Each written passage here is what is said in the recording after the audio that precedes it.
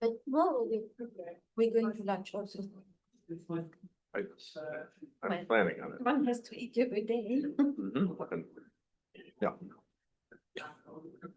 I have not seen Finn around. Is he I awake? think he's away for a little while. Ah, okay. That's right. He returns. Yeah. For which days, but Mm. Still travels a lot. Ah.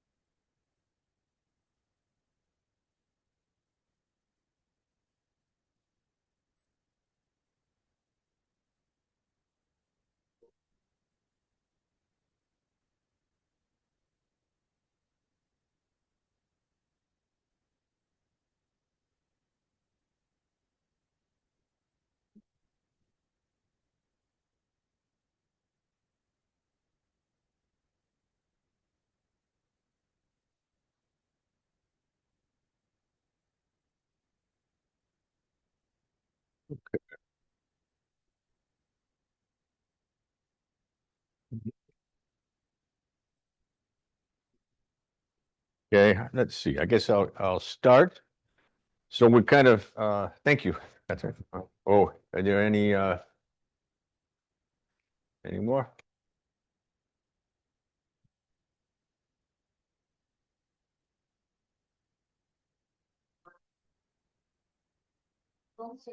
Mhm.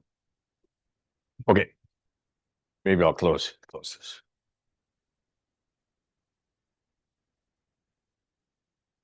No, you always stay on Friday. Wednesday and Friday. Did you just come for coffee? Usually like this. Around 3 is busy because of the call.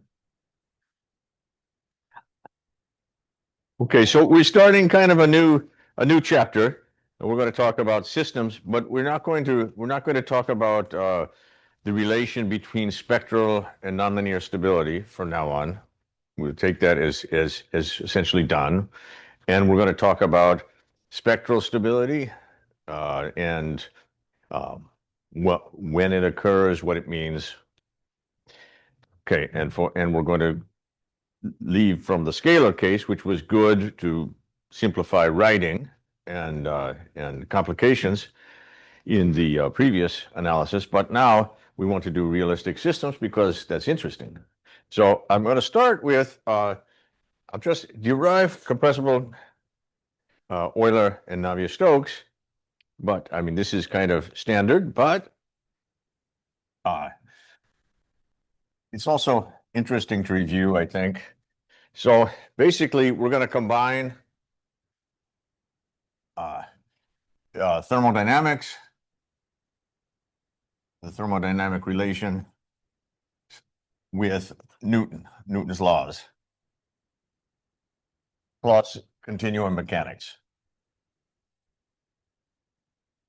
And that's going to give us the equations in a nice way. So the thermodynamic equation of state, and now we could just think of no spatial dynamics at all, just just a small experiment in a closed cylinder or something, and we have energy E of SV, where S is the entropy, thermodynamic entropy. V is volume. And this is convex if we have a thermodynamically stable equation of state.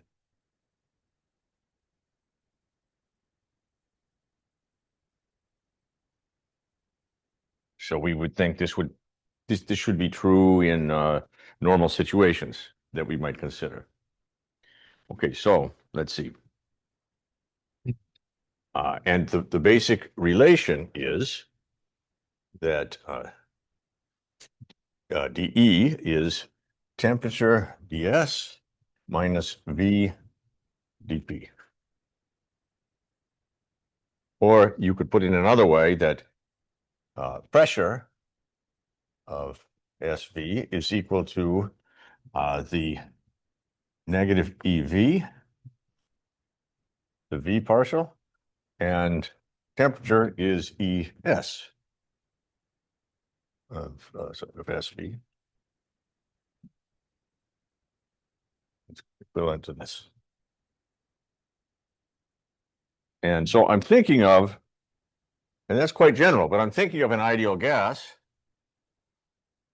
And in this case, we have, let's see, it is E of SV is constant, E to the CVS over V to the gamma. And this is the specific volume, which will give us, so let's just check, that gives us temperature. Well, that's just dV times E, that's standard relation. We get that immediately. We get pressure. Okay, so that is negative EV. Okay, so that will give a positive gamma, A e to the CVS, V to the gamma plus 1, which is gamma E over V. Okay.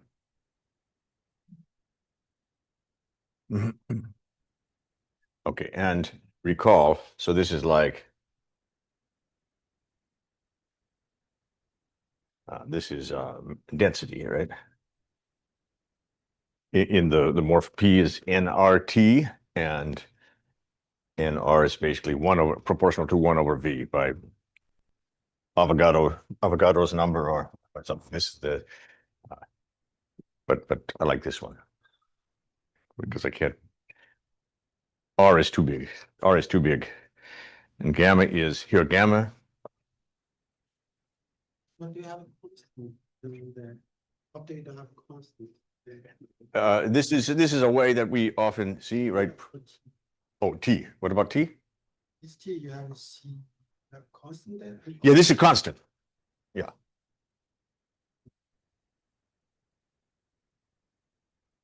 And it's defined update without a constant. It's That's just this could be anything. Yeah, it could be anything. We would like, generally, it's assumed to be convex, but of course there are interesting cases where it is not convex. Non-convex, there's a van der Waals gas. So for real gases, they may have phase changes. And between the phases would be stable, thermodynamically stable. The pure phases, gas or liquid, would be stable, and in between there would be some unstable state. Because if it's purely convex, you only have one minimum. Okay, so this is the example I have in mind, and the only example I'm really going to work with, but it's quite, I think it's really beautiful how general it can be. Okay, so that's, okay, now we're going to combine with Newton's laws.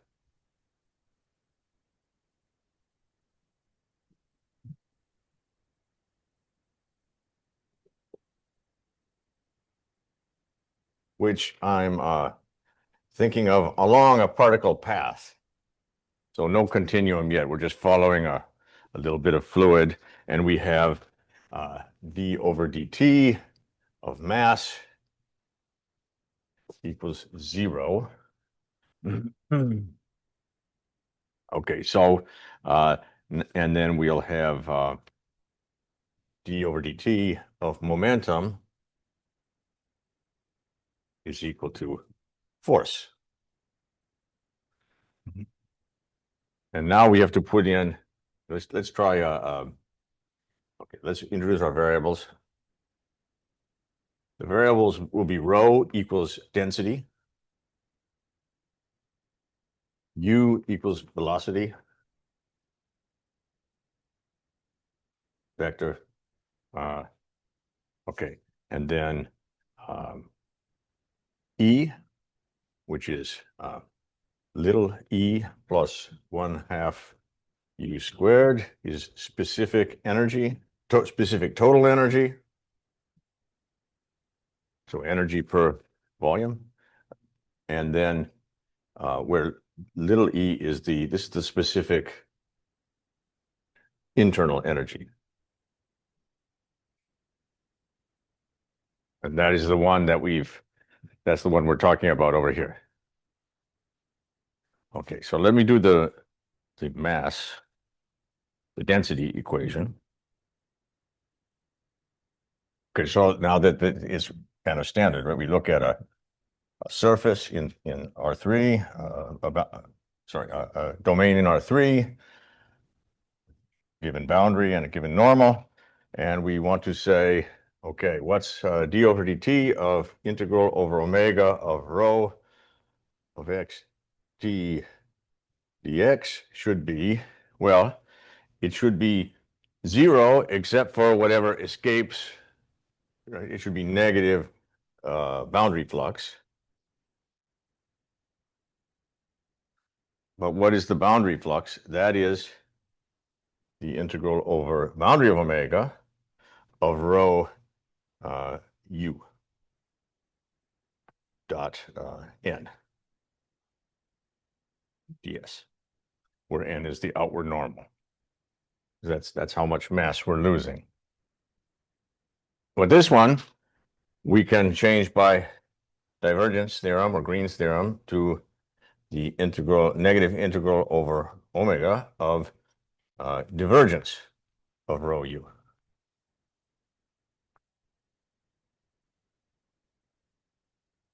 And this must hold for every domain.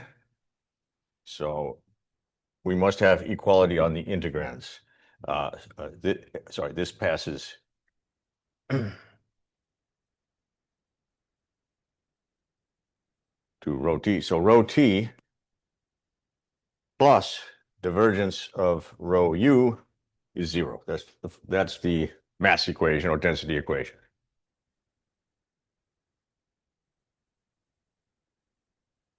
Okay, now for the momentum, we proceed similarly.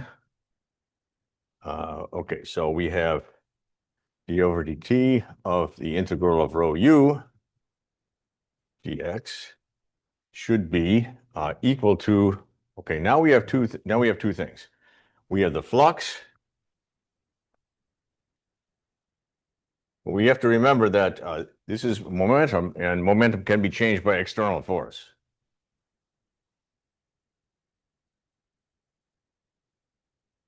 So the flux is just, again, integral over the boundary of omega of rho u rho u times u dot n with the negative sign. But now we have an external force too. And the external force is the pressure. And pressure, so what force is exerted by pressure on this boundary? It's the negative. It acts as P in the negative normal direction. It's not a dot product. It's the pressure, which is a scalar, times the normal. But it acts in the opposite direction. It's acting on the body. So this will be negative integral of P n dx. So when we use Gauss-Green, we get negative divergence of rho u u. Okay, and so people sometimes write it like this to indicate, it's a vector with a vector, and then minus grad. This is the integral over omega minus the integral over omega of gradient of pressure, and so we get rho u t plus rho u tensor u divergence plus gradient of pressure is 0.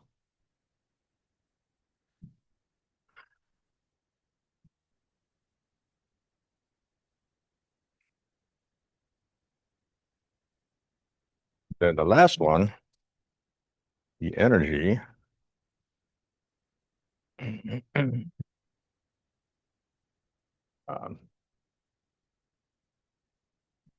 So dE over dt. Okay, so that's not a third law, right? That's the integral of the second law against displacements. Is how you get the so you get sorry, it's not little, it's the total energy, right? It's the kinetic, it's the internal plus the potential energy, or plus the kinetic, and that will be the external work. Okay, so this will give us rho E sub t plus divergence of rho E plus P times U, because this was the external force, this is the displacement, that's the work. And then that will be 0.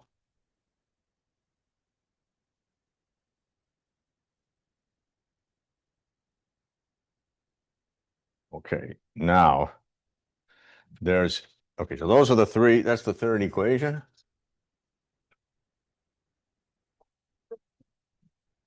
This is rho E, capital E, yes, plus big P pressure. Yeah, this is, I'm putting I don't write my pressure well enough, so I'm trying to remember to put a bar on the stem here to indicate pressure.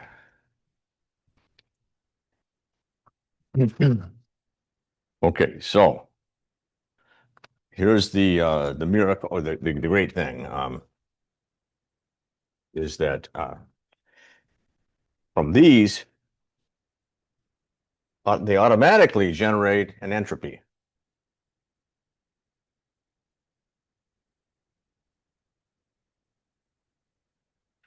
An entropy in the sense that we introduced in the earlier lectures. And it is just the thermodynamical entropy.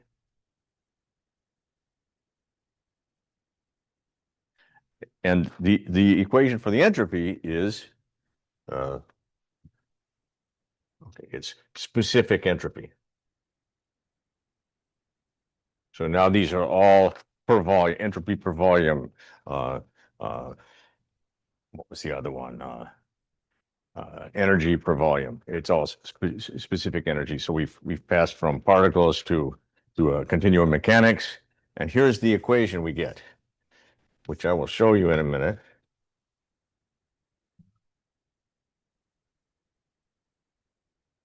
I'll show you how that comes.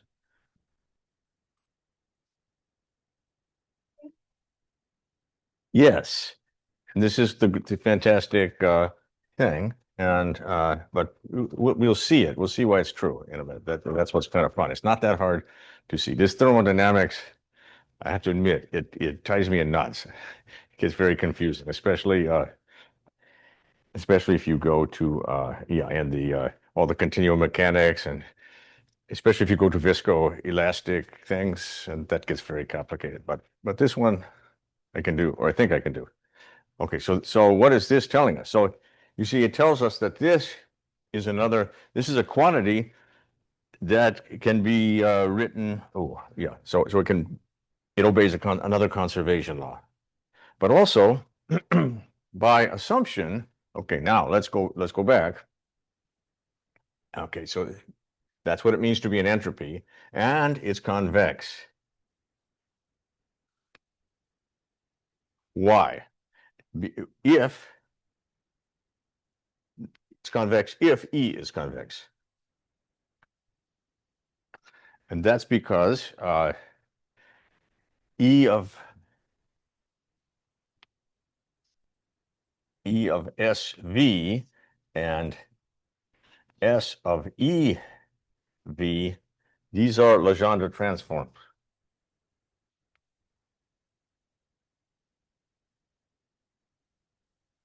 of each other. If let's go back to here.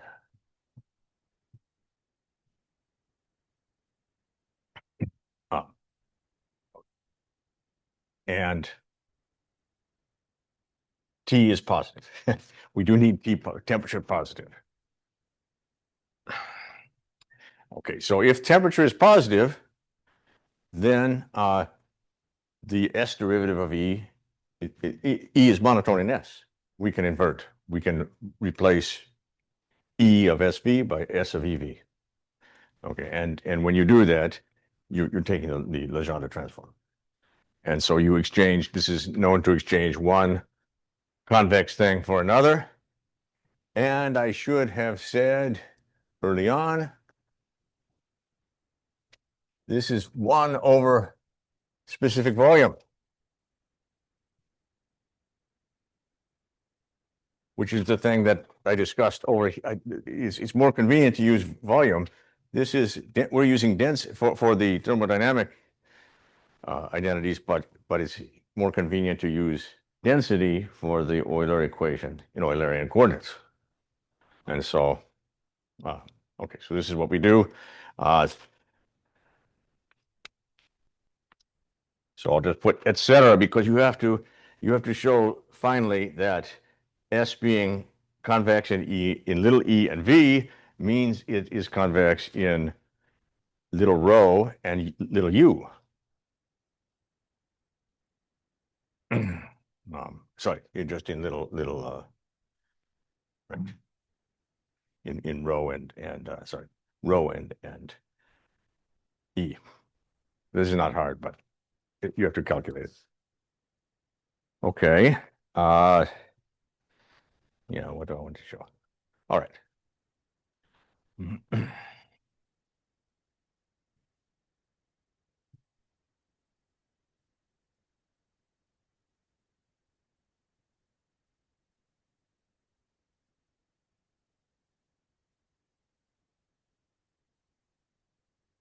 So,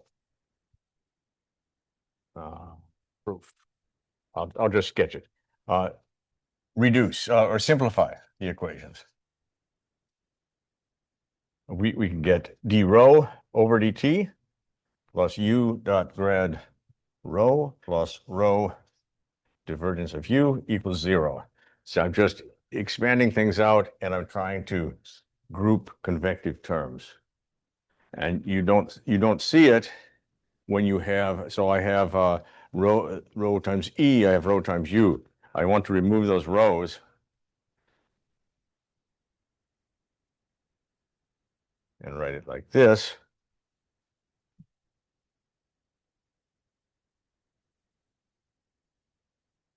And this, yeah, okay, so makes it look much more revealing.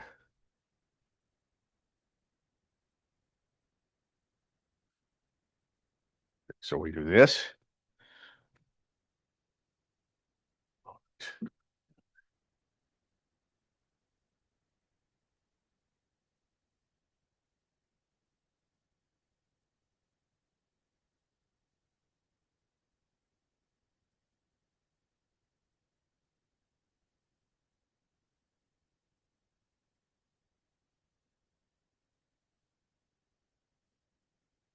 Next step, we write in material derivatives. So the PA is the same pressure. This is, everything's the same. This is the same pressure, yeah. Same pressure goes here. And divided by, sorry, this is P over rho. And, okay. Next we write in material derivatives. So where, so F dot is defined to be dTF plus U grad, dot grad F. The same thing that appears everywhere here. And then we get, so we have rho dot equals negative rho divergence of U. And we have, okay, rho U dot equals negative grad P. I'm writing it now. I've exchanged the, I've multiplied by rho, and rho E dot is negative pressure times divergence of U.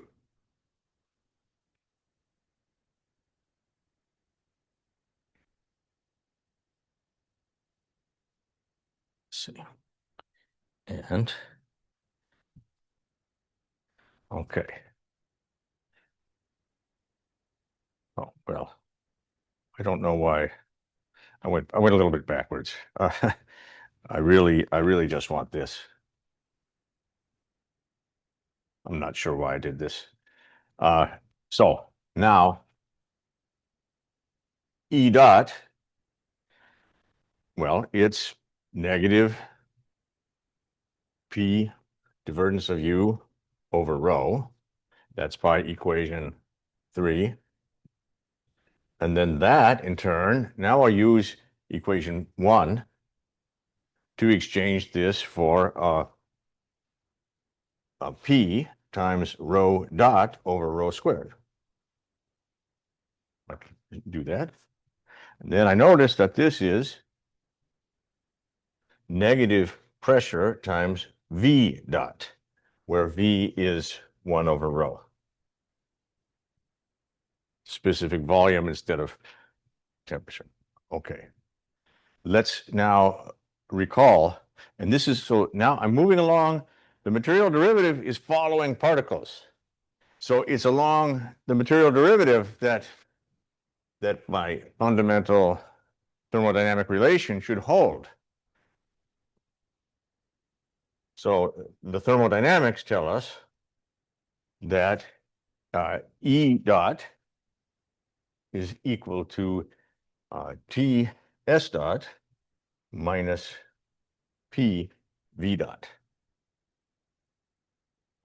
But I've just determined that this is equal to negative P V dot. I just calculate, it's there in the equations. And that tells me that T times S dot is 0.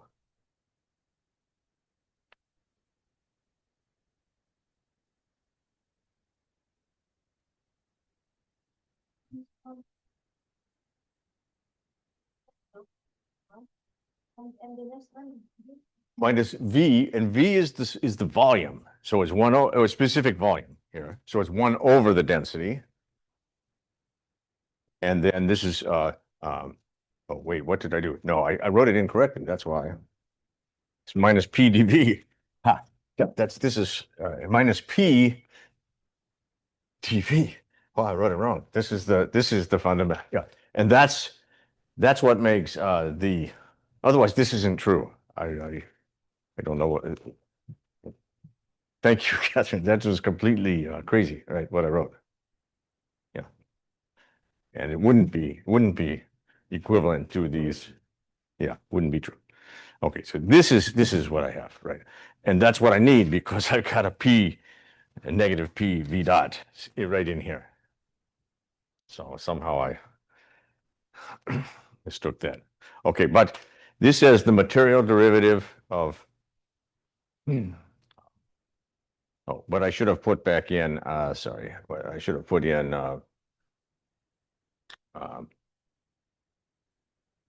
I should have put back in rows everywhere. Row dot, yeah. Well, okay, I don't need that. Yeah. It's S dot, it tells us that row S, row S dot plus U grad S is 0. But this in turn, now using the mass equation, the density equation, this is actually equivalent to saying rho S T plus rho U dot, sorry, rho S dot U. Sorry, divergence of rho SU, that's it, equals 0.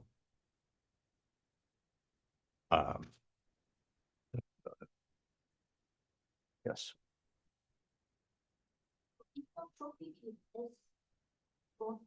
Yes, so I'm going to come to that in a minute. That's a very interesting topic. We're not yet there. We're doing this is the full compressible Navier-Stokes. And so what we just deduced this equation that I wrote down, which says S dot equals 0.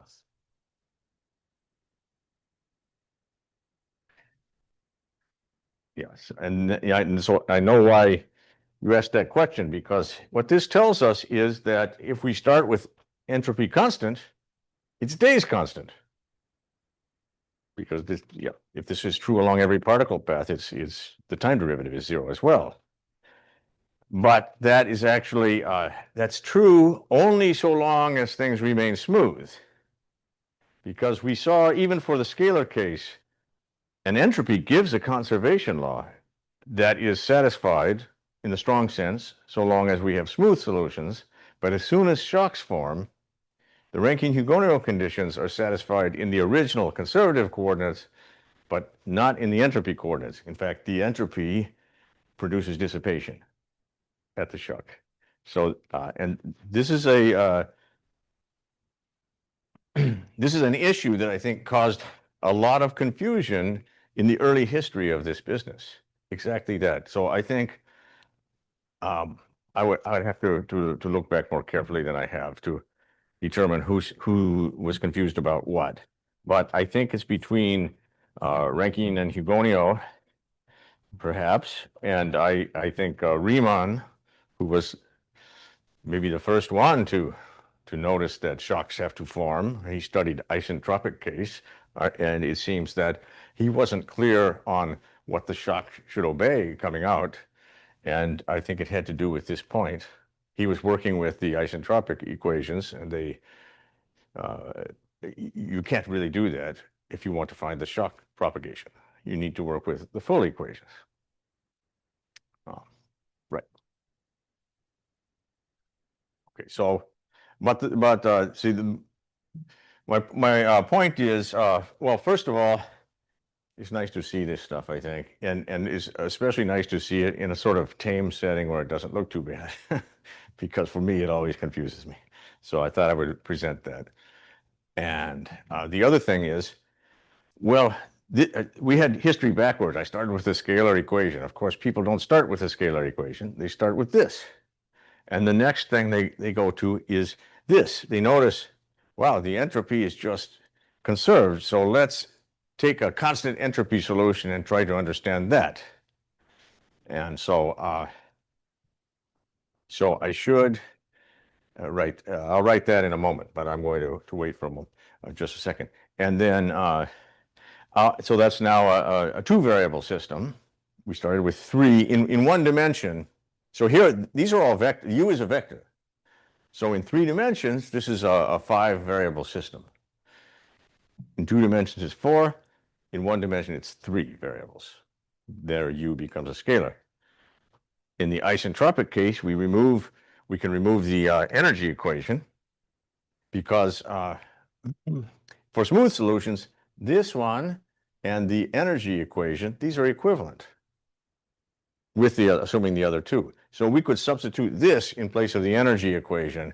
It's much more convenient. Now we have a simpler 2-variable system. And from that, then believe people started thinking about the scalar equation as a model. So it really went here and then to the scalar case. But notice we talked about entropy and issues like that in the scalar case, but which seems maybe a little over optimistic if you were starting with scalars.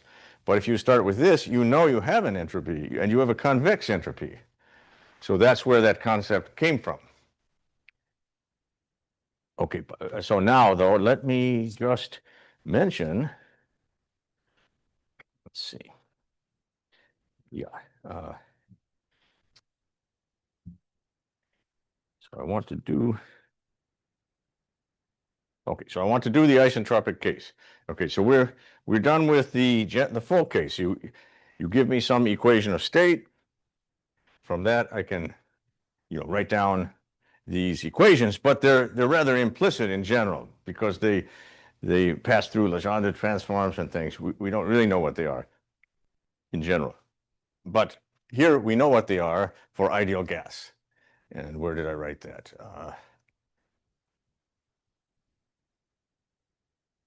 Yes, here it is. That's the one we want. And in that case, our equations are nicely closed because the equations involve rho u E, also pressure and temperature. But pressure and temperature are now given as functions of, let me write them out. Pressure equals gamma rho T, gamma rho E, and temperature is E over CV. So these are the independent variables, and all the other quantities, those are dependent. So it's a closed system. It's 3 equations, 3 unknowns. And before we started, unless I give you an equation of state that is nicely solvable, I could give you plenty of equations of state that you couldn't write this down. It's kind of fun to play with them, but anyway, okay, so that makes it harder. So now let's talk about isentropic. So S identically equal to 0, and we'll just assume that it holds even across shocks. So it's not a physical model anymore, but it is a model. Okay, and so we'll get a rho T plus divergence rho U is 0. We'll get rho U T plus rho U divergence plus gradient of P, okay, equals 0. Okay, and now we have to close. What is P? P now, P is, well, it's E sub negative E sub V, Vs. Okay, we have to figure out what it is. Because it's not. Well, I'm not going to use this equation. This was only to show you that this is the end. Shows you that the entropy is that S is an entropy, or to be more precise, rho S is an entropy in the sense we discussed earlier. Right.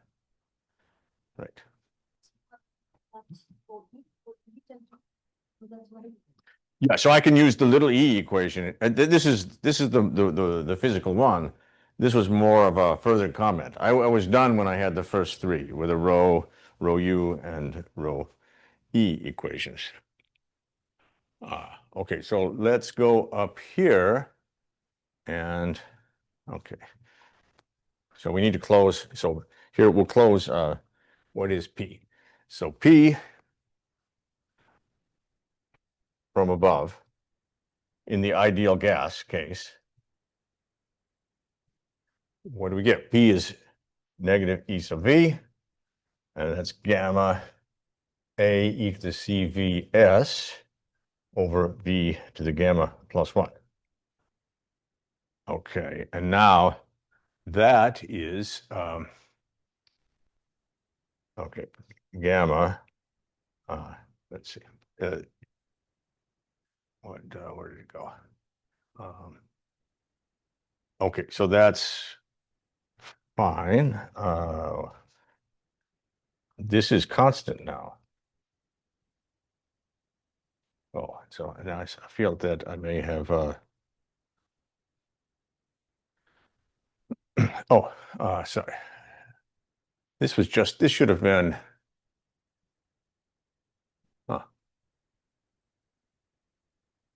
I believe this should be made a mistake.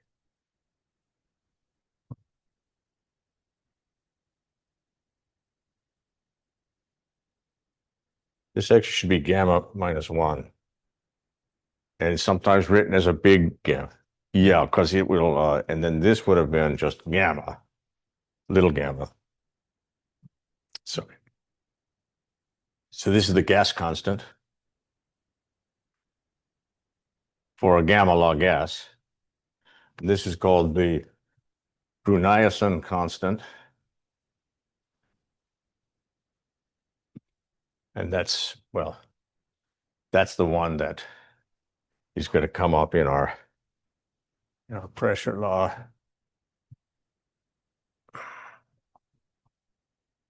Yeah, so this should be gamma minus 1, and this should be the gamma.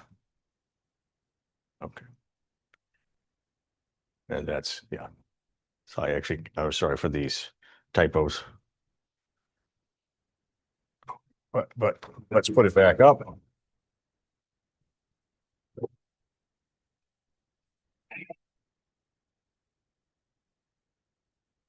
So this would be then v to the gamma, and that's a constant times rho to the gamma.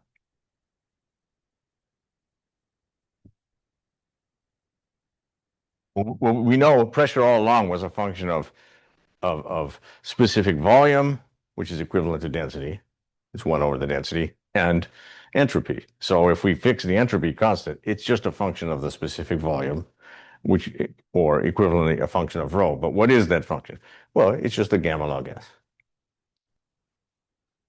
But I do think it's interesting also to write down the temperature, even though the temperature does not appear in these equations. But okay, but it will come on the stage in a second. So okay, so let's see. So the temperature was E sub S, and so that is just going to bring down a CV.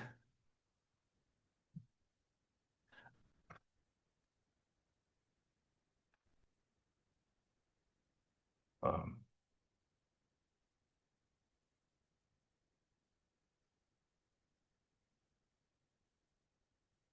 to the gamma minus 1.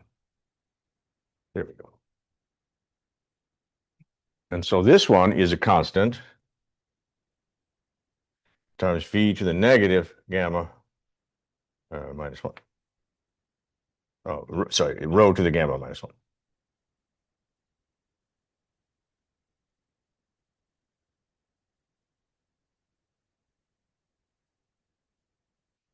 And therefore, square root of t is like square root of b tilde rho to the gamma minus 1 over 2.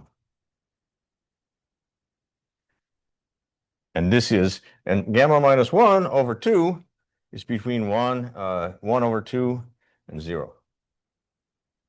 Because gamma physically is between 1 and 2.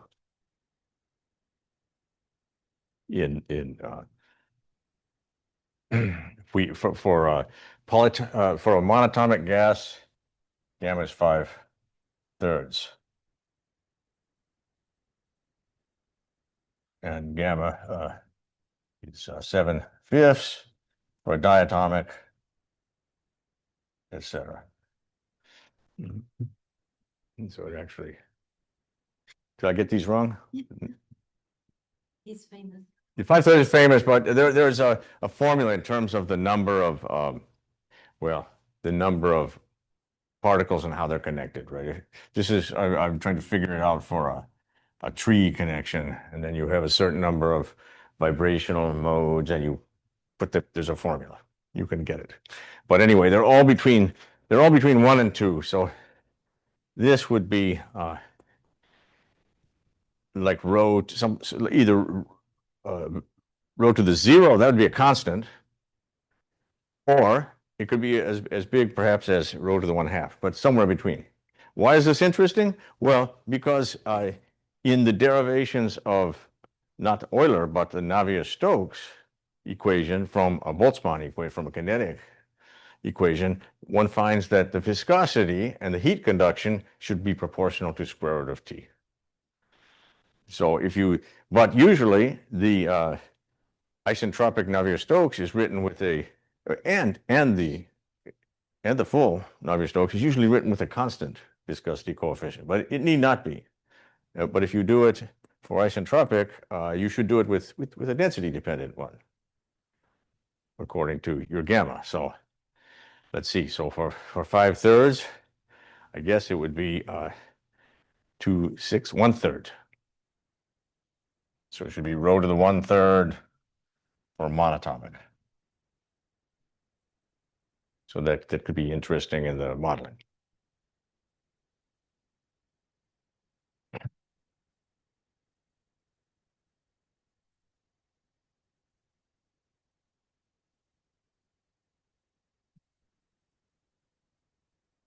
Okay. And I'll just mention that, okay, so there are plenty of other examples.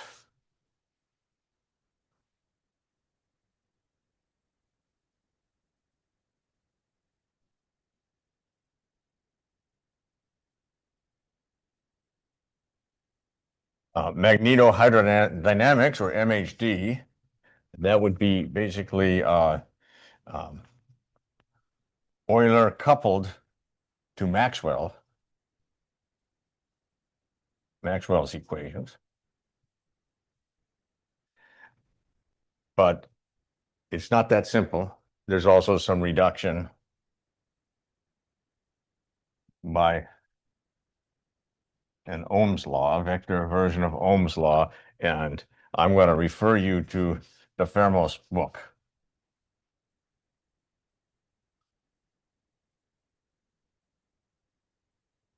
So he has a description of this. This is not easy. And then also, same book, viscoelasticity. I guess we don't have any viscosity here, so elasticity. Same. So this, in elasticity, we allow shear stress. So up to now, we only allowed, we have a gas, and we assumed only pressure, so it only exerts force normal to a surface. But if you have an elastic body, it could also exert parallel forces along the surface of the body. So you have to work not with a single pressure, a scalar, but a full stress tensor. It becomes much more complicated.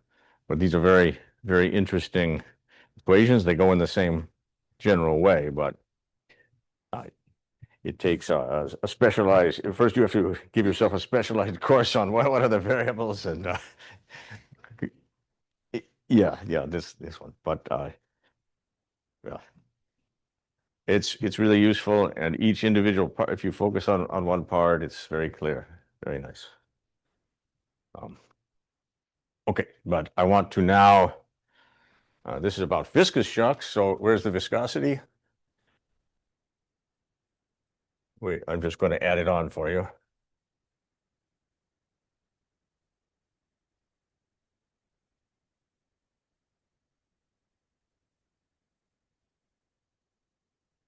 So this is the compressible Navier-Stokes Fourier equations.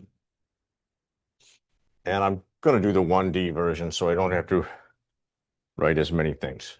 But okay, here I'll say for the computations below, there's a paper by Jeff Humphreys, Gregory Ling, and me, in which we do a numerical study of multidimensional shock waves and their spectrum. And one of the things we do is carefully derive all these equations. Oh, 2017.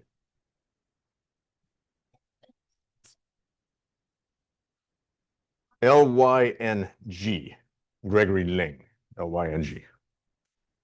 Okay, so it's rho t plus rho u sub x equals 0, rho ut plus rho u squared plus p sub x equals, okay, now we have a viscosity coefficient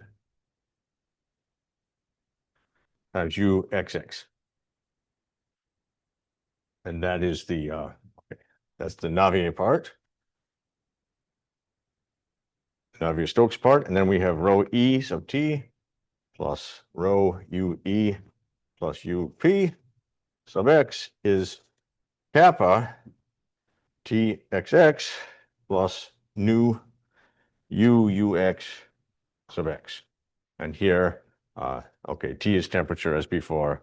The new things are, okay, so nu and kappa are viscosity and heat conduction coefficients.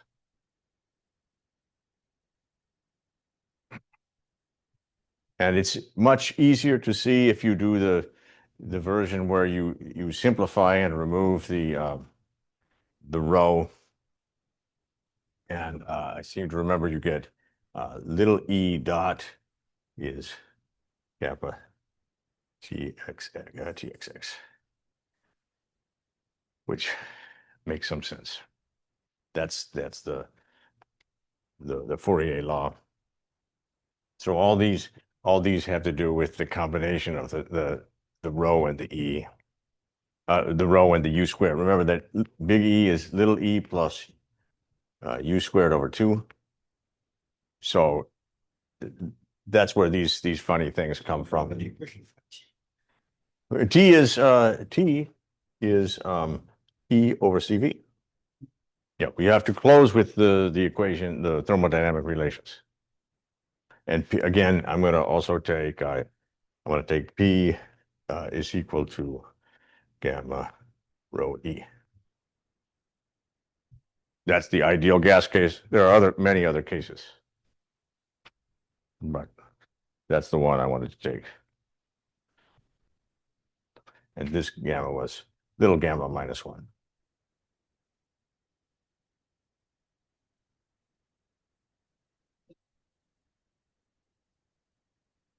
Okay, that's a place to stop.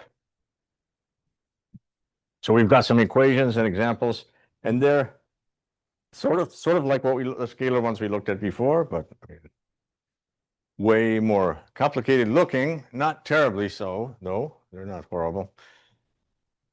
Especially if you disentangle the rho, if you write in material derivatives and disentangle rho dot u dot. Yeah, let me put this back on the other side. Now this looks pretty good, right? It's not so bad. Anyway, okay, so okay, so we'll come back in a few minutes. Are there any questions online? Can you hear me, first of all? Yes, good. And I see that you see me. I forgot to check, but you do. Okay, see you in a few minutes.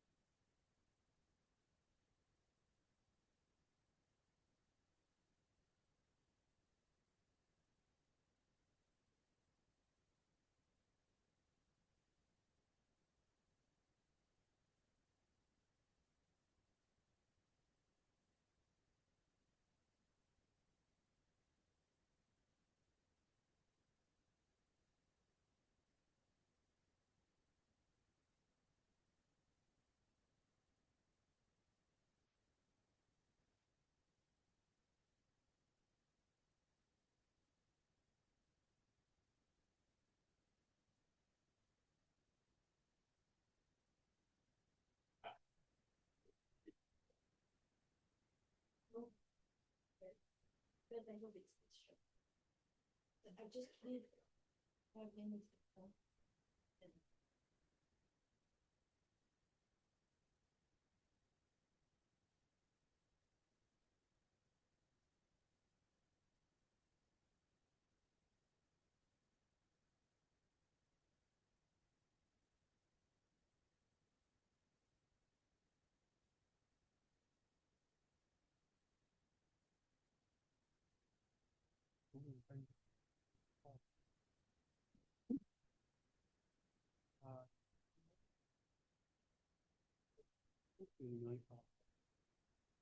De cette élection.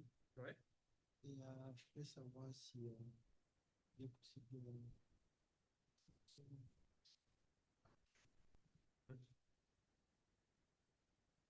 C'est quoi? C'est le pangolin et pangolin en solution. Les waves.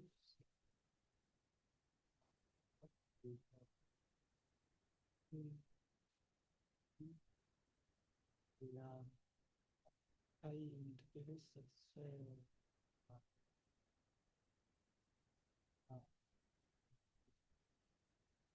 Et en fait, je veux savoir si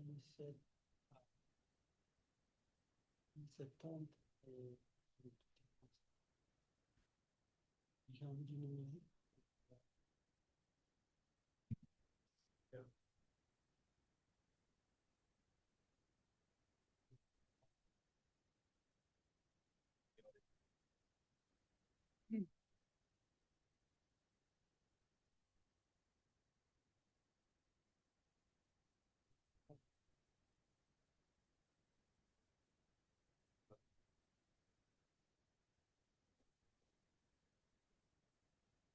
Vraiment.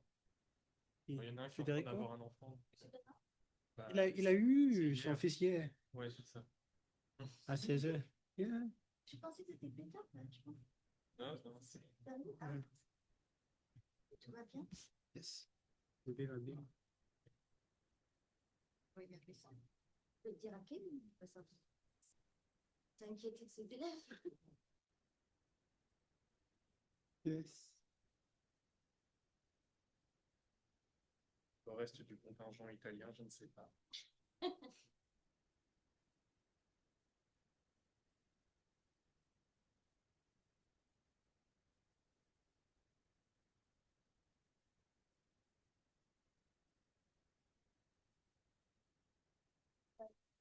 That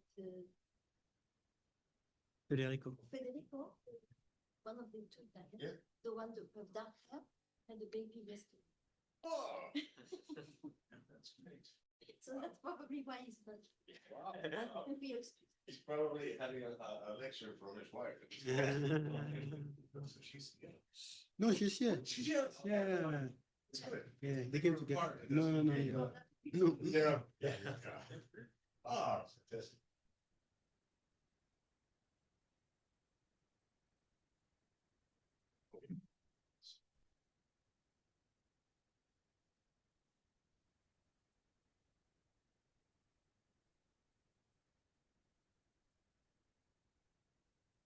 Okay. Let's see. So here we are.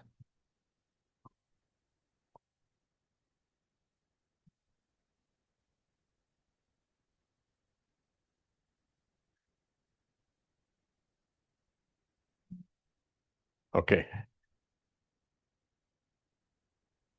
Everybody back over there? Looks like it. Yeah. Okay. So the first, I'm gonna talk about viscous profiles condition.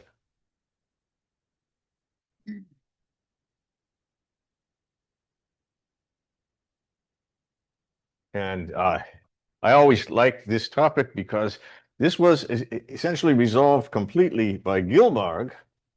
Now I can't remember. I think it's 57, David Gilbard. And where was he in 57? At Indiana University. Yeah, yeah. This was, and he graduated at Indiana University from Artin. Yeah, the one on elliptic equations. But his thesis, I mean, he studied under Emil Artin, who's an algebraist. So I would like to look at the title of Gilborg's thesis. I can't remember it. I wonder if he went from algebra to shock waves to, to hyperbolic to elliptic. That's a big, that's broad. Yeah. Okay. So let's see. So we want to look for, okay, without loss of generality, stationary waves.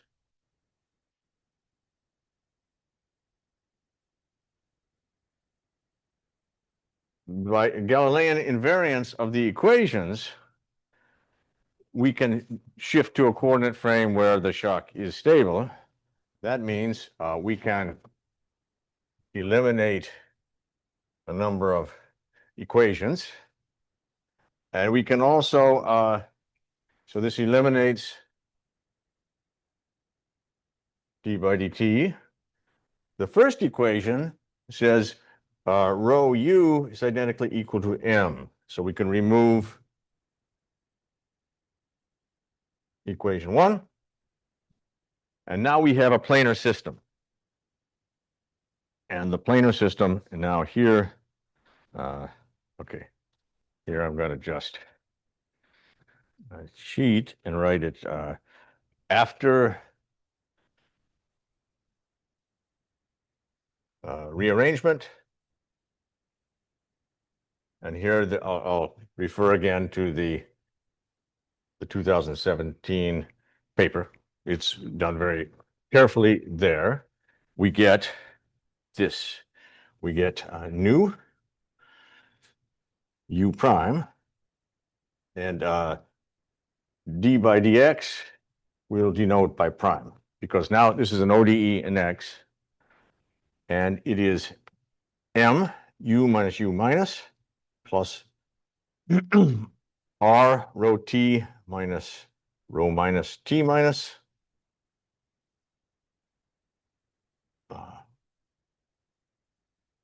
kappa t prime equals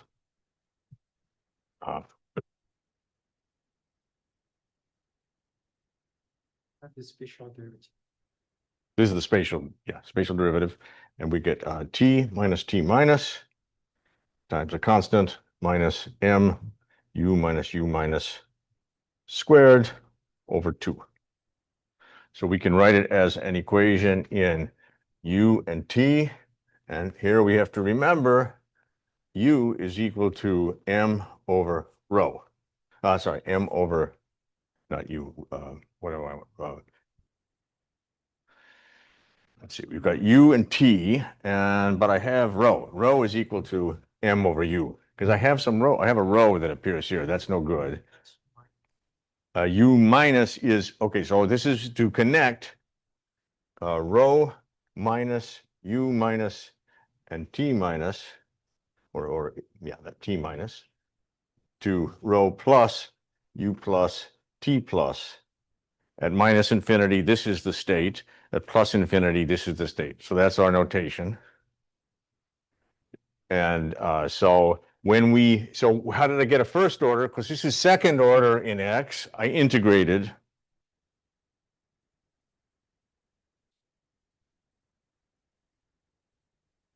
And that introduces a constant, but I'll integrate all the way to minus infinity, and that means the constant can be picked up at minus infinity.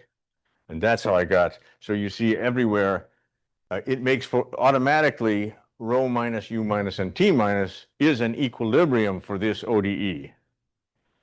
Now I do need that rho plus, u plus, and t plus should also be in equilibrium. Did it not? They should not be the same. If they are the same, it will be a trivial shock under reasonable assumptions. But they're not the same, but they're not allowed freely to vary. The condition that rho plus, u plus, and t plus also be in equilibrium is the Rankine-Hugoniot condition. So under that assumption, they will both be equilibrium of this system.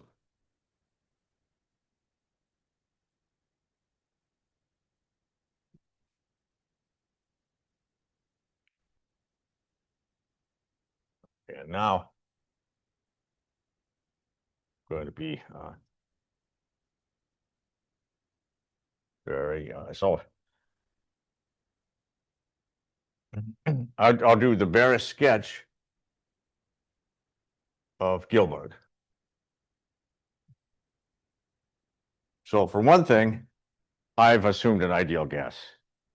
And what is really interesting about the paper of Gilbert, and what is the whole point of it, is to investigate many, many equations of states under very mild assumptions. And so he identifies some nice assumptions under which you have a profile. And I think I'll mention also, there's a nice paper by Minikoff and Plor, I just in the 80s. And this has a nice extension, some extensions even of Gilbert, and a nice treatment. Okay, but let's see. So what am I going to show? The dependence of nu and kappa is unimportant if it depends on t. If it depends on t only, well, that's fine, because it's just it's not going to change the argument. It's not clear now, right? Because they might depend in different ways. It's not that we can just factor it out of the problem. Well, we can factor it out of the argument.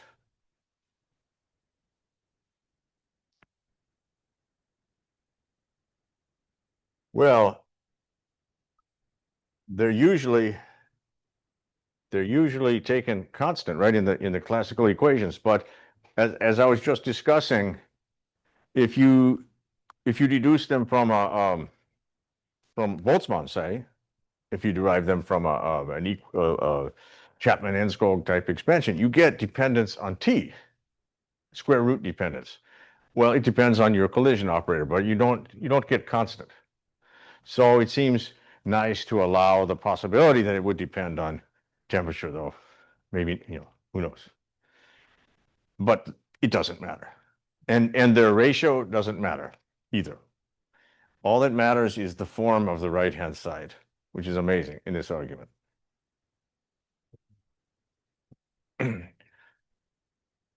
Okay, so it's a barrier or trapping argument, a classical planar ODE type argument. So let's see if I can do this a little bit. Okay, so we're just going to look at okay, 2 points. So we have rho minus t minus here, and I'm going to put oh, sorry, I'm doing it u minus t minus. So this is going to be u. This is going to be t. And here I have u plus t plus. And connecting them, I have two curves. So I'm going to take isoclines, gamma t to be the set where the right-hand side of the t equation is 0. And gamma u is when the right-hand side of the u equation equals 0. So let's see. Where did it go? There it is. So I have to keep it here. This is the equation now. So if I set this to be 0, that's gamma t. If I set the other one to be 0, that's gamma u. Maybe I need to go a little, for a moment, maybe over on the sideboard here, just to look at these isoclines. So let's try gamma t.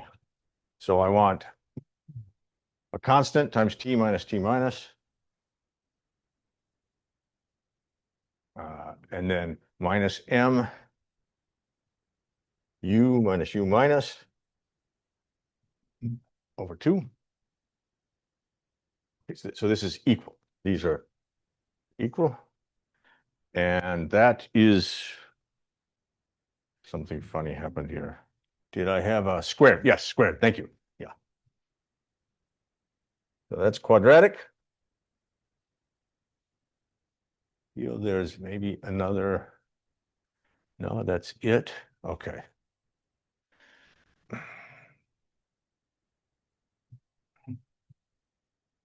All right. So it is. It vanishes at t minus. It vanishes at t plus. Why? Because these are by the Rankine-Hugonian conditions. These are both equilibria. Can it? And this one is convex. So it looks something like this. The other one.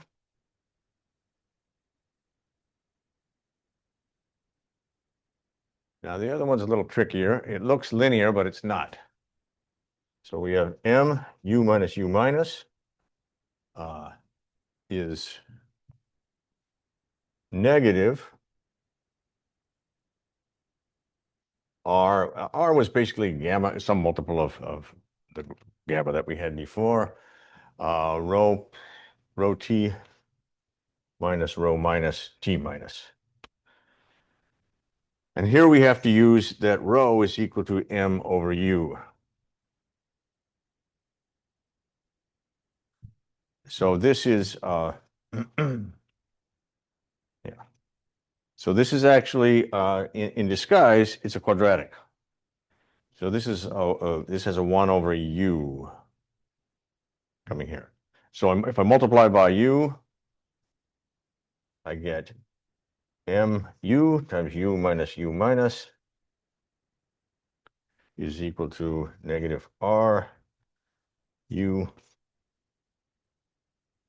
t m minus u over u minus t m. Anyway, it is a quadratic. And if I'm writing t as a function, here's the only t. I'm writing t as a function of u, concave downward.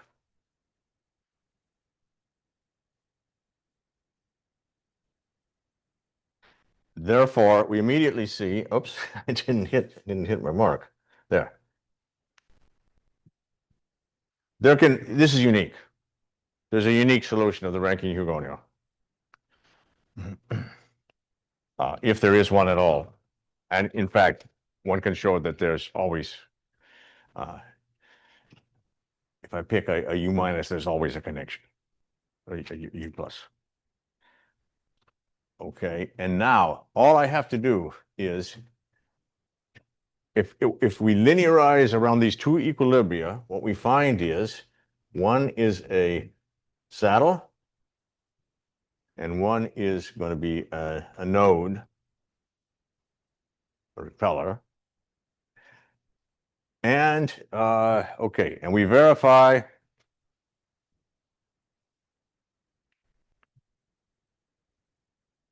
monotonicity of gamma u and gamma t. So that I didn't do. You have to do it using the equations and Back's conditions. But so long as they are monotone, look what happens. This is gamma, what was the first one? Gamma t. This is gamma u. So the t derivative is vanishing on this boundary. So I just have, it's just pointing in the u direction. Not only that, because I'm below gamma u is the place where the u derivative changes sign. So everything on this side has the same sign. And one verifies that it's going out. The t, likewise, leaves.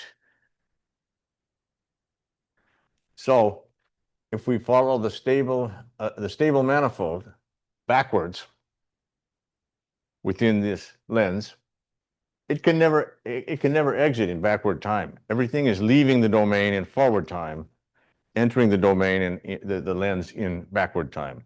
So this is trapped And it must eventually, the only place it can emerge in backward time is from the repeller. That's the argument. And what you have to show is for an ideal gas, so this is the leaving it as an exercise because it gets a little complicated. I probably will not get it right, but now to do it in the full generality of the assumptions that Gilbert made, that's the brilliance of his paper. And U and T is not the good coordinate system for that.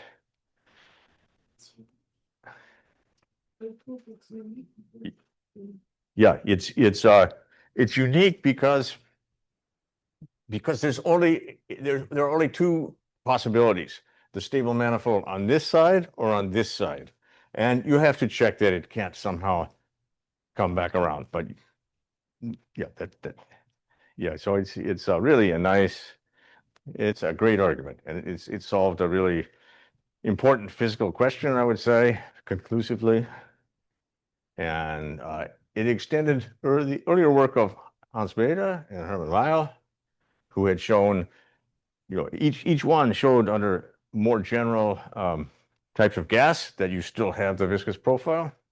And this is the most general. Actually, I think Menikoff and Plor made it even a little more general. But so under some assumptions that seem reasonable, that are satisfied by the ideal gas, and you make these assumptions on a general gas, and you find you still have a profile.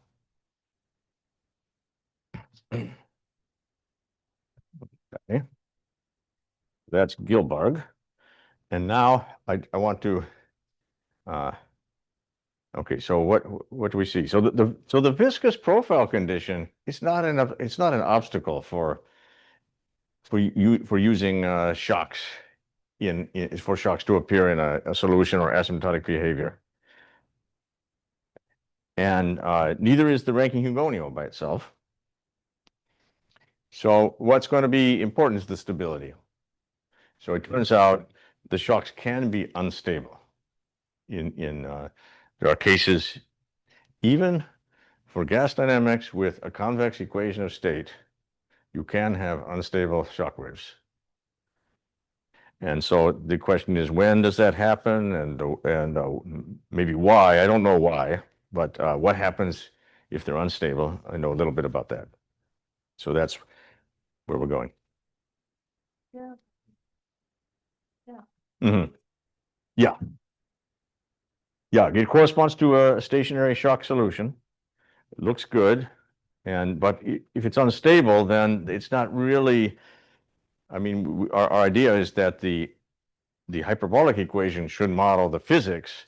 Now we've put in, we'll say the real physics, so a little more physics, the viscosity and heat conduction. It should still be good, right? It should still persist in the solution. But if it's unstable, it won't persist. It will break up and do something else. And physical equations usually doesn't just go crazy, it does something else interesting. And so we'll want to know, what is that? Okay, so that's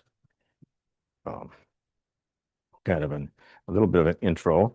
And now I'm going to, let's see, I'm going to say some more here now about, now I'm going to talk about general systems a little bit. So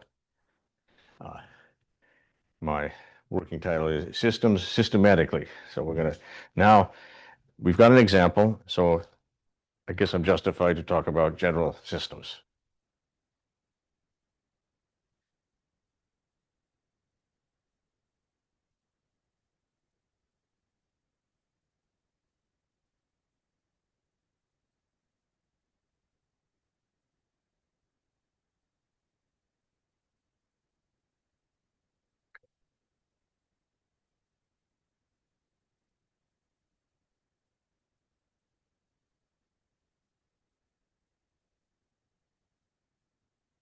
Okay, so now we go back to our very general notation. I'm going to take a hyperbolic conservation law, so 0 on the right-hand side. Okay, and we'll assume it's strictly hyperbolic.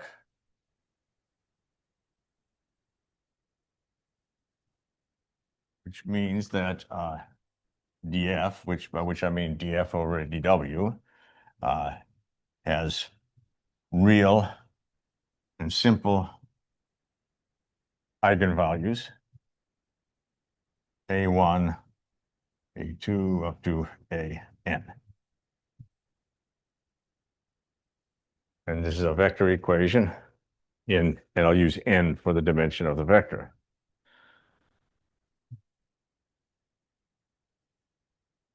Okay, it's worth thinking about the constant coefficient case, which is the linearization around a constant solution.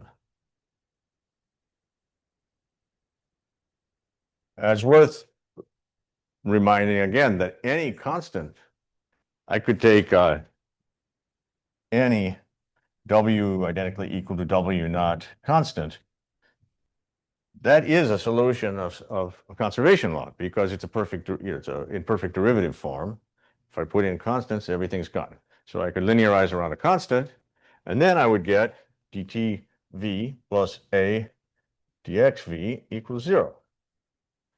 And I might as well, since this is constant, I might as well diagonalize it, which I can do because I assumed it had simple eigenvalues.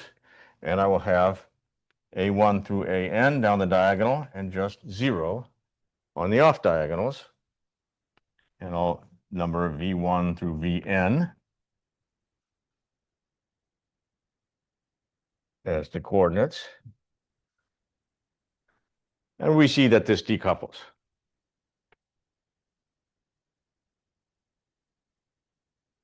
And we get just dt v j plus dx plus, aj dx vj is 0. We get scalar transport equations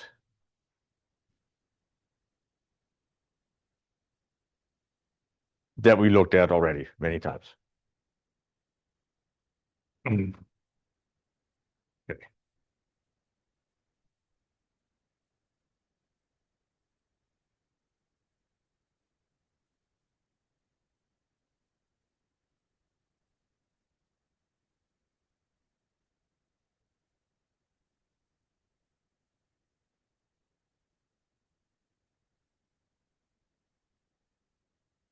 Okay, and I'm running out of. Okay, so in the general case, or the non-constant case, we do have a concept of a simple wave. There is some kind of decoupling that occurs, but it's not as strong. We saw discussions of this in some of the presentations in the winter school on formation of singularities. This was very important. So if we let psi j of theta satisfy d by d theta of psi j is equal to rj of theta, of psi j of theta, where rj is the eigenvector of df associated with aj. So it's the jth eigenvector associated with the flux Jacobian. Okay, then w of psi j of theta j of xt satisfies. Okay, so here, so now this is a vector. Oh, sorry, w equal to that. Sorry.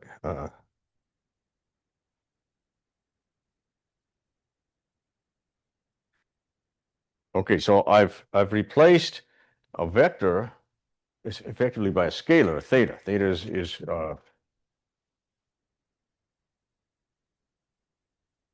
just real. So I'm moving around if I'm in two space. So here's say R1 and here's R2. I'm taking an integral curve of R1 and that's psi 1. And I'm only allowing my solution to move around on this curve. Then I can check that WT. Well, I'll just plug it in. So dtw plus dxf, well, that's equal to dtw plus a of w dx of w. And that's equal to, okay, by the chain rule, I'm going to get side j prime times theta, dt theta. Let's see, did I do this right? No, I've got to put it on the other side. Side j prime. And here I get plus a of w dx theta. And Yeah, I thought, sorry, theta depends, okay, just call it theta of xt. Theta depends on both x and t, but psi does not. It just depends on my initial, and I assume that, yeah, it's some particular integral curve that I'm choosing. Any integral. Yeah, ddt of cj. And that will be, but, oh, this one here, yes, right. So it's, oh, this is not dt, d theta, this is d theta, I didn't close my theta. Yeah, this is the theta ODE, it's just moving around, it's just describing the integral curve. That, now I see, yeah. Okay, so, right. So I want to observe that, you know, the first one is just going to be dt theta times theta prime, psi prime, which is rj of psi. And now I have the other term, this is more complicated, it's a times dx theta times rj, but a times rj is little aj.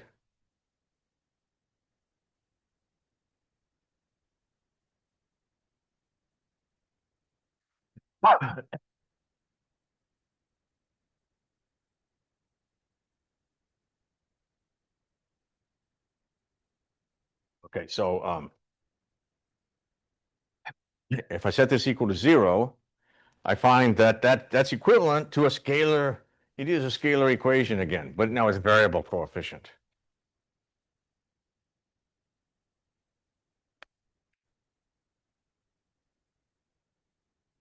So if I'm content to stay on a single characteristic curve, single integral curve, now I can reduce to a scalar problem.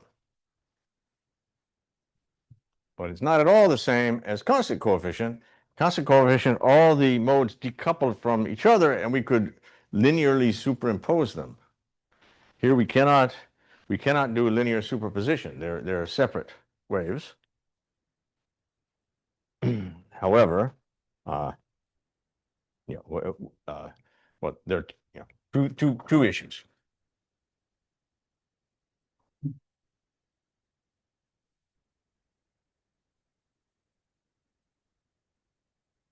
Okay, one issue is superposition doesn't work.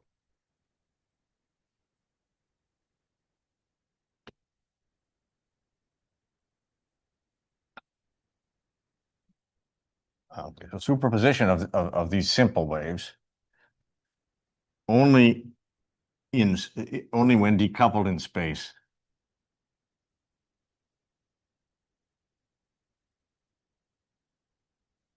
So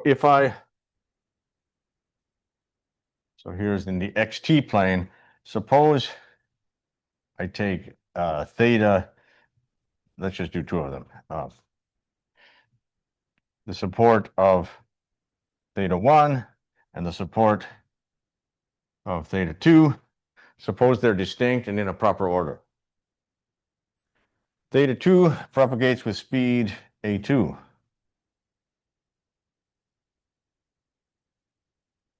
And here's dx over dt equals a1. As long as these waves are somewhat small, so that a doesn't change too much, these will stay in a proper order. They'll never interfere with each other.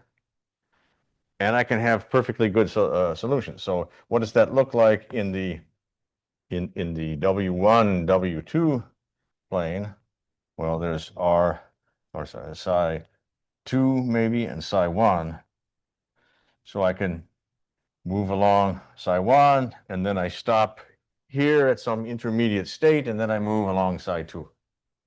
And so I can do a kind of a superposition, but only a very separated one. That's problem 1.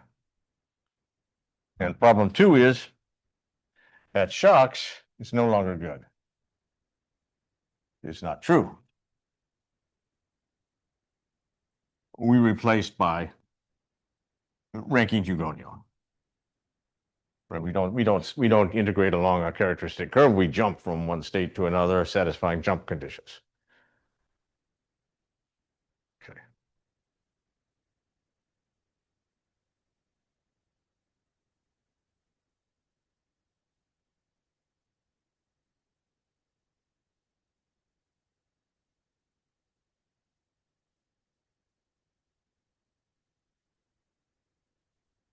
However, we can try to solve the Riemann problem. And this is the thought experiment of Bernard Riemann when he first deduced that shock should form. So you have an end state, W minus and an end state W plus in your initial data. Okay, so with a jump across, so W of x t equals W minus for x less than 0, W plus for x positive. That's Riemann data. It's a Heaviside function jumping from the left, some left state to a right state. And this one we could hope to solve. And we talked about this for the scalar case. By rarefaction plus shocks.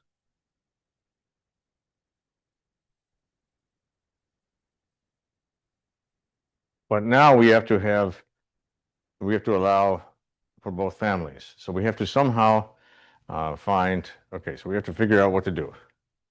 And so Lax has a very nice theorem about this in the small.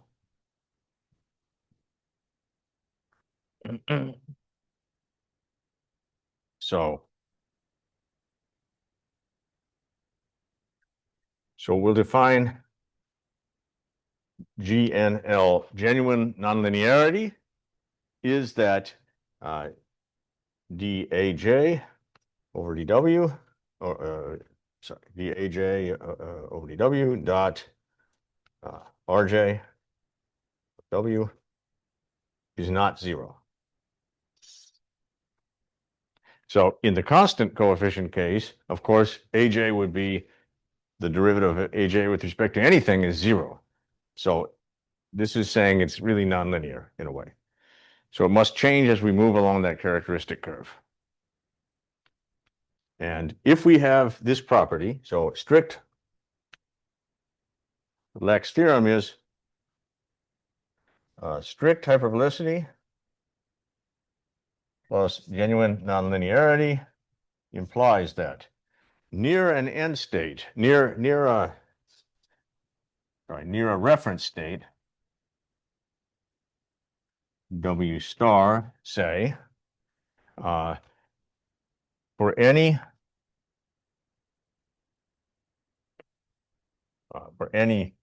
W, there are two curves. There are n curves.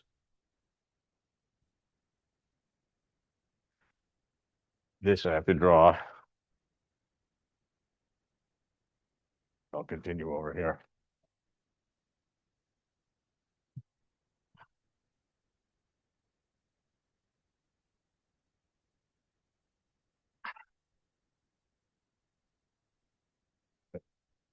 There are n rarefaction curves, Hj, n shock curves Sj originating from W in small ball around W star. Okay, and the shock curves are all the points connecting to W by a shock, by a J shock.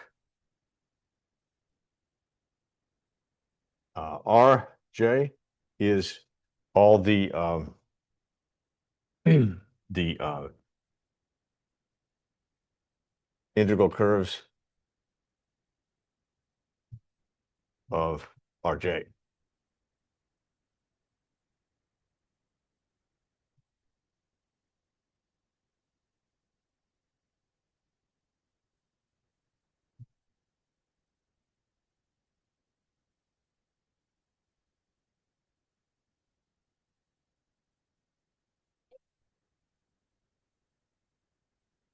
H is the Hugoniot, the Hugoniot curve, H2. So, by this genuine nonlinearity, okay, so when can we make a simple wave that is a rarefaction? Only if the characteristic A minus is increasing. If the speed on the left is less than the speed on the right, we can solve by a rarefaction. In the other side, A minus greater than A plus, we have to connect by a shock. So this tells us, and the genuine nonlinearity tells us that this happens in a monotone way. That is, if I move along the integral curve, I'm basically, if I extended H to the left, R to the right, on one side it's good, and on the other it's always bad. It always wants to be a shock. And these are first order tangent at W. So the amazing thing is that these are nicely tangent. And that means that, okay, and a consequence, the wave map, which is W, let's just call it M for map, of W theta 1, theta 2, which will be, let's connect these together and just consider it one. Actually, it's usually, yeah, it's usually done. I'm sorry, this should have been Sj and this should have been Rj. And we put them together as H.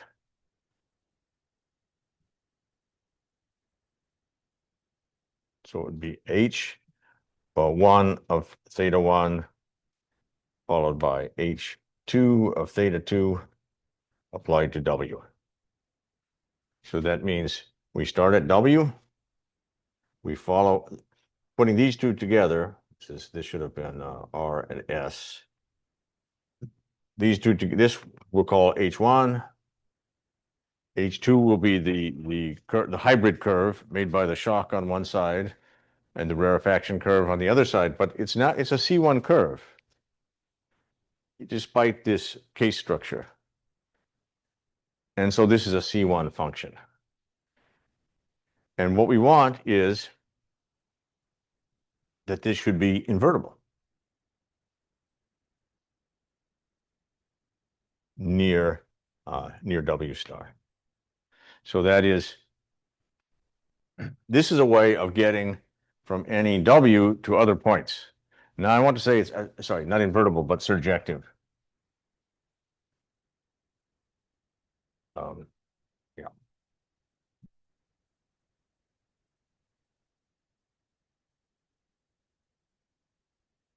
So it just to be full rank.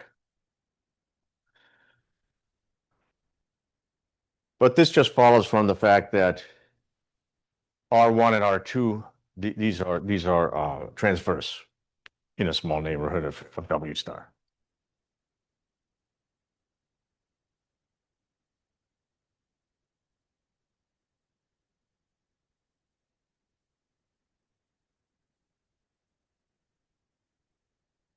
R1 of W, R2 of W in a small ball around W star.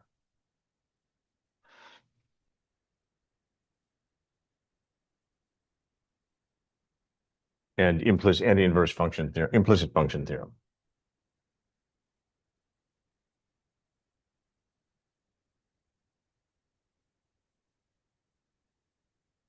So this is the really,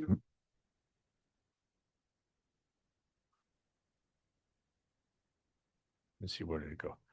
The right hand, yeah.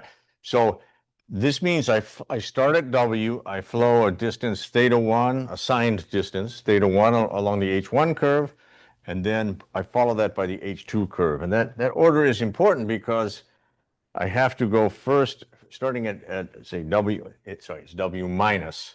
That's the left state that I start at. So that's actually, yeah, that's going to be a parameter. And I want to show that I can reach any right state W plus by doing this. Because since I've gone in this order, that corresponds to a spatially separated wave, which may, here it is. Yeah, if these are spatially separated, they're okay. And they move at different, these start with the same support basically. So I should, Size. one of them moves like this and the other moves like this, maybe a shock and a rarefaction. They don't interfere with each other because so that I go from W minus and then I travel theta 1 to W middle. Then I travel another theta 2 and I reach W plus. Well, let's call it WR. And we want to make sure that I can reach any W plus because any one of these type of solutions, that's a valid solution of the hyperbolic conservation law, but I'm supposed to solve for certain data. This shows how I can find solutions connecting lots of W minuses to WRs. I want to make sure that it's surjective, that I can find some theta 1 and theta 2 reaching a desired W plus. And that is just inverse function theorem. And I just require that this be full rank, but it's easy to find what the derivative is in theta 1 at theta 1 equals 0. You just do that in the middle. Hmm?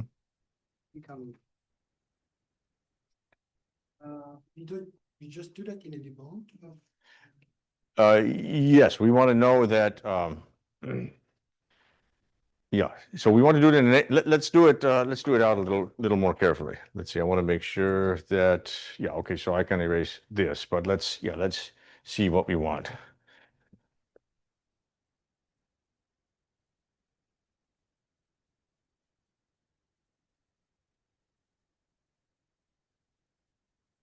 Okay. So we want to know that d what do they call them? dm over d theta 1 and dm over d theta 2 at theta 1 theta 2 equals 0 0 are transverse. That's what I need. Because the Jacobian of dm over d theta 1 theta 2 is equal to dm over d theta 1, dm over d theta 2. These are both column vectors. I put them together into a 2 by 2. I'm just doing the case n equals 2. Okay, so if these two are transverse, I'm in good shape. But actually, they're very easy to evaluate at 0. Because at 0, I'm just moving along one curve. And these curves are I know that the rarefaction curve has R prime at theta equals 0 is just Rj, some multiple, sorry, Rj prime, it's just Rj. It's just the right eigenvector. And I know that the two right eigenvectors at W, at W minus. Well, it's W star. So I can look at the base point is W equals W star, the reference point, and theta 1 and theta 2 are 0. And what I need is that I just need that dm over d theta 1 theta 2 be invertible. And then I can solve for, so implicit function theorem says I can solve for theta 1 theta 2 as function of m of theta of W minus theta 1 theta 2, which is W plus, as a function of the image, in terms of M and W minus. This is what I want. I want to find theta 1 and theta 2 as a function of W minus and W plus. And that means I can always solve this wave map problem to solve the Riemann problem. But this is just this is a pretty easy implicit function theorem because I'm centered at the cross point where I know the directions of all the curves. Yeah. So in a moment, we're going to think about the case when, what if we're looking at near some other solution?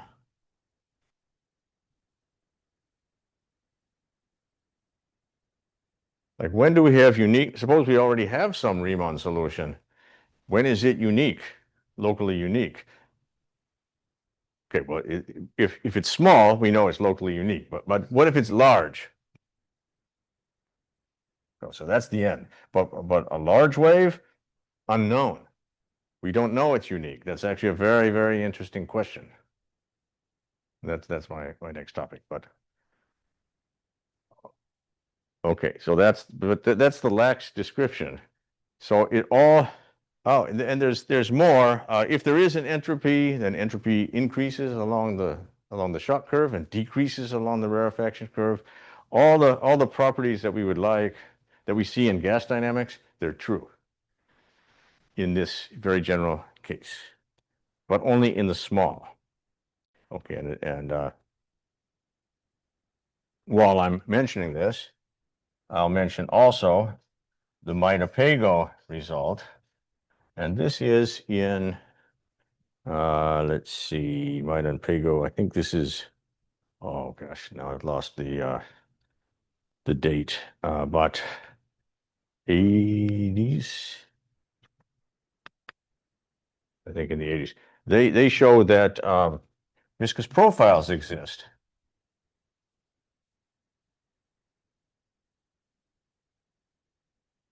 Under reasonable assumptions.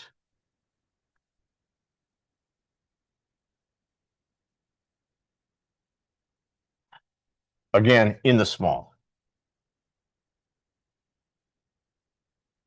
And the reason, I'm going to come back to this, it's a very fascinating topic, but the assumptions would be, you can't just put any viscosity in there. In fact, this paper is called Stable Viscosity Matrices. So it's talking about, it's a commentary on an earlier result of Smoller and collaborator showing that there are some, you could put in some perfectly good parabolic viscosities that would turn the profiles around and give the wrong direction shocks, the opposite that you expect. And they resolved this by showing that it's enough that the end states have a good viscous dispersion relation. That is that, so you can have a good diffusion, perfectly nice diffusion, perfectly nice convection, nice hyperbolic convection, and yet they could interact together in such a way as to become unstable. And we'll see very clearly later. We'll calculate this because we're going to look at these conditions pretty shortly. But if the conditions are good, White and Pago showed that now you have a shock connection in the direction predicted by Lack's theorem. So again, everything works out as in this gas dynamical case. However, if you look at large waves, all bets are off. So as I mentioned, there are even examples of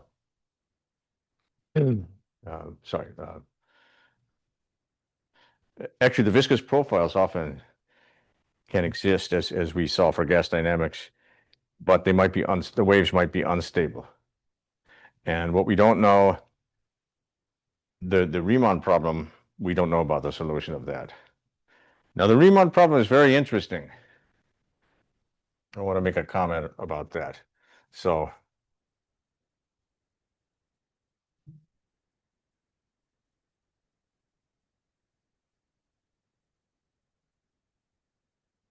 quickly trying to go over sort of the hyperbolic lore, especially the ones that really are interesting to consider in the context of viscous shock stability. But the Riemann problem, it's scale invariant.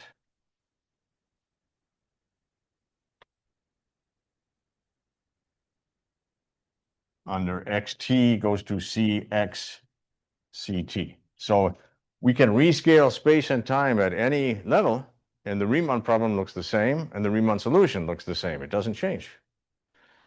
And so this suggests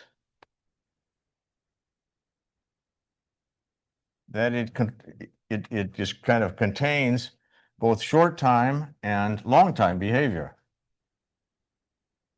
It encodes that. And the short time, well, this was exploited in the famous work showing the first existence result in the 60s. And the long time behavior, this point of view was exploited by my advisor, Taiping Liu, asymptotic behavior. Not for generalized Riemann data. So suppose you take, I'll draw it in the scalar case. Suppose you take a W minus and you connect to a W, some W plus. You connect it however you like, but just come with compact support or rapidly decaying. Then Liu shows that you will converge time asymptotically to a solution of the Riemann problem. And the point of view is that these are the only non-interacting configurations because they separate by speed. Okay, so okay. So there's kind of yeah, so there are a lot of things tied up with this Riemann problem.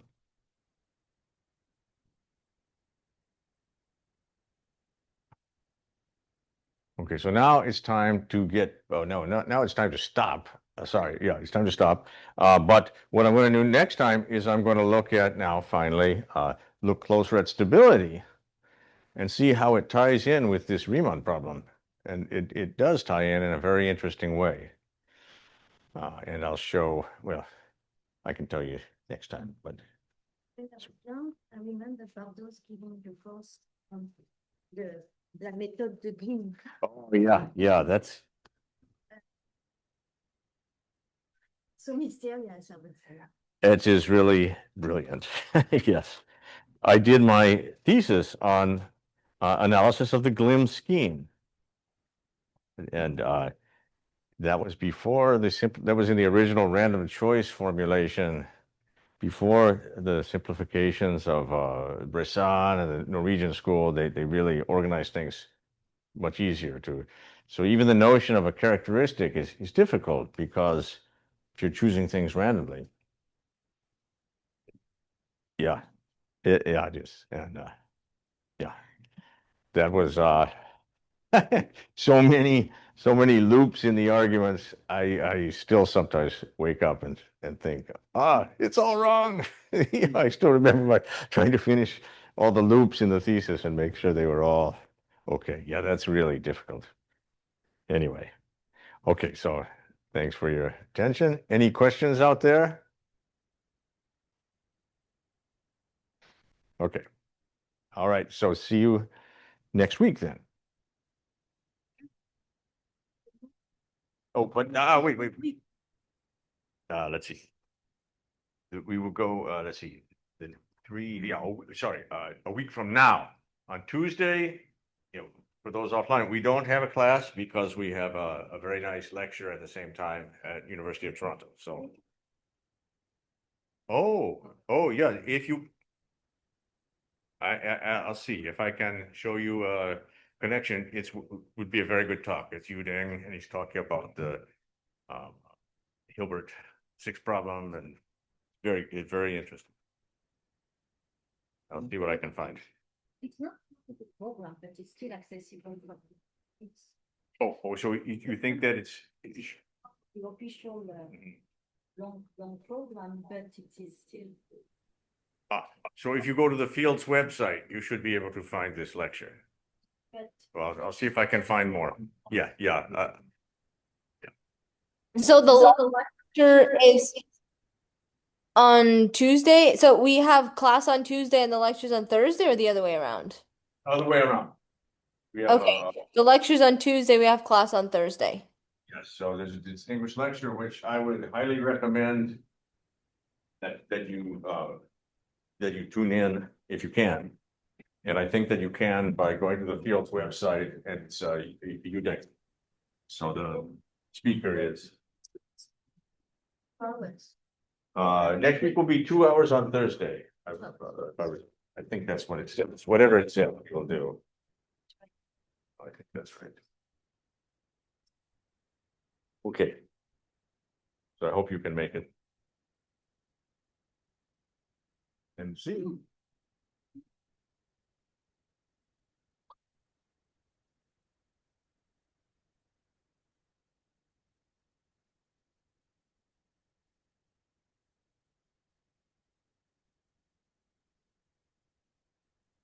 Teaching right after it appeared.